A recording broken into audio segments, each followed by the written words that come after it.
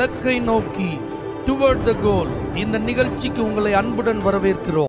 Praise the Lord. ஆண்டவராகிய இயேசுவின் இனிய நாமத்தில் உங்கள் எல்லாருக்கும் அன்பின் வாழ்த்துக்கள். உபாகமம் 30:19 நான் ஜீவனையும் மரணத்தையும் ஆசீர்வாதத்தையும் சாபத்தையும் உனக்கு முன் வைத்தேன் என்று உங்கள் மேல் வானத்தையும் பூமியையும் இன்று சாட்சி வைக்கிறேன். ஆண்டவர் பாருங்க, எல்லாத்தையும் நமக்கு முன்னாடி வச்சுட்டு நீ எதை தெரிந்து கொள்ளுகிறாயோ அதன் அடிப்படையில் தான் உன் வாழ்க்கை. அதுக்கு இந்த வானமும் பூமியும் சாட்சின்னு வச்சுட்டார். ஒரு நாள் பாருங்க, ஒரு பிரபலமான தேவ மனிதர் அவர் சுவிசேஷத்தை அறிவிக்கும் அந்த பெரிய கூட்டத்தில் பிரசங்கம் பண்றதுக்கு போகும்போது அந்த தேசிய நெடுஞ்சாலையில ரோடு போடுற வேலை நடந்துட்டு. அந்த ரோடு போடுற வேலையை யார் செஞ்சுட்டு இருந்தாங்கன்னா சிறைச்சாலை கைதிகள். அவங்க அவர்களுக்குரிய அந்த யூனிஃபார்ம்ல அந்த வேலையை செஞ்சுட்டாங்க. அது ஒரு நல்ல கோடு போட்ட யூனிஃபார்ம். இதை பார்த்து அந்த போதகர் அதை பார்த்து மனசு வருத்தப்பட்டு, நானா இருந்தா இந்த யூனிஃபார்மை இவங்களுக்கு மாத்திட்டு வேற யூனிஃபார்மை கொடுத்துருந்துருப்பேன், வேற ட்ரெஸ்ஸை நான் கொடுத்துருந்துருப்பேன். அப்போ அவருடைய உதவியாளர் அதை கேட்டுட்டு சொன்னா, ஐயா அப்படி அல்ல, அவங்க தான் விரும்பி அந்த சீருடைய தேர்வு செஞ்சிருக்காங்க. அப்போ அந்த பிரச்சனை சொன்ன, இல்ல இல்ல, இது கவர்மெண்டுடைய முடிவு. அவங்க தான் சிறைச்சாலை கைதிகள் இந்த வஸ்திரத்தை போடணும்னு முடிவு பண்ணாங்க. அதனாலதான் இந்த கைதிகள் வேற வழி இல்லாம இந்த வஸ்திரத்தை போட்டிருக்காங்க. ஐயா, தப்பு செஞ்சா தண்டனை, விதிமுறையை மீறினா கண்டிப்பா அதனுடைய விளைவுகளை நம்ம அனுபவிச்சு ஆகணும்னு அவங்களுக்கு தெரியும். அப்போ அப்படி தெரிஞ்சே அப்படி தப்பு பண்ணதுனாலதான் இப்ப சிறைச்சாலைக்கு அவங்க போயிருக்காங்க.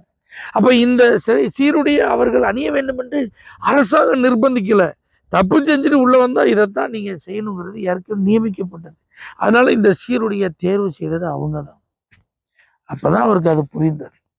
அப்ப தேவனுடைய பிள்ளைகளை நமக்கும் ஒரு ரட்சிப்பின் வஸ்திரம் ஒன்றை கர்த்தர் உடுத்தி இருக்கிறார். இது கரைபடாம பார்த்து கொள்வது நம்முடைய பொறுப்பு. வஸ்திரத்தை காத்துக்கொள், பைபிள் சொல்லுது. அதை பற்றிக்கொள். ஒருவனும் அதை ஒன்றிருந்து என்ன செஞ்சிடக்கூடாது, எடுத்துடக்கூடாது. கல்யாண வீட்டுக்குள்ள எல்லாரும் எஜமானன் அனுப்புறாரு, வஸ்திரம் கொடுத்து. ஒருத்தன் மட்டும் கல்யாண வஸ்திரம் எல்லாம் உள்ள இருக்கும்போது அவனை கூப்பிடு, என்னப்பா எல்லாருக்கும் வஸ்திரம் கொடுக்கப்பட்டது, உன் வஸ்திரத்தை எங்கன்னு கேட்குமா, ஒண்ணுமே பேசாம அமைதியா இருந்தான். அவனை தூக்கி அழுகையும் பற்கடிப்பும் உள்ள புறம்பான இருள எரிஞ்சு போடுங்கன்றார். அப்ப நல்லா யோசிச்சுக்கோங்க, நம்ம எல்லாம் தேவனுடைய பிள்ளைகள். அப்ப நாம தான் நம்முடைய வஸ்திரத்தை காத்துக்கொள்ளணும். அதனாலதான் நீங்க இதுல ரொம்ப ஜாக்கிரதையா இருக்கணும்னு கர்த்தர் விரும்புகிறார்.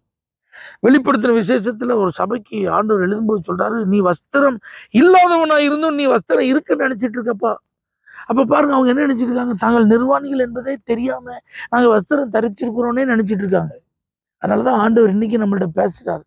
உண்மையிலே உங்க ரட்சிப்பின் வஸ்திரம் உங்கள்கிட்ட இருக்கா, கரைப்படாம இருக்கா? ஏன்னா எல்லாத்தையும் நமக்கு முன்னாடி வச்சுட்டு தெரிந்தெடுக்கும் உரிமையை கர்த்தர் நம்மள்ட்ட தந்திருக்கிறார். அது நன்மையா தீமையா, எதை தெரிந்தெடுக்க போகிறோம், ஜீவனையா அல்லது மரணத்தையா, ஆசீர்வாதத்தையா சாபத்தையா, நாம தான் அதை முடிவு பண்ணணும். சரியானதை தேர்வு செய்ய ஆண்டவர் நமக்கு கிருபை தருவாராக. வஸ்திரத்தை காத்துக்கொள்ள கர்த்தர் கிருபை தருவாராக. இதெல்லாம் கவனமா இருப்போம், ஆசீர்வதிக்கப்படுவோம். பரலோக தேவனே, நீங்க தேர்வு செய்யக்கூடிய உரிமை எங்கள்ட்ட தந்திருக்கீங்க.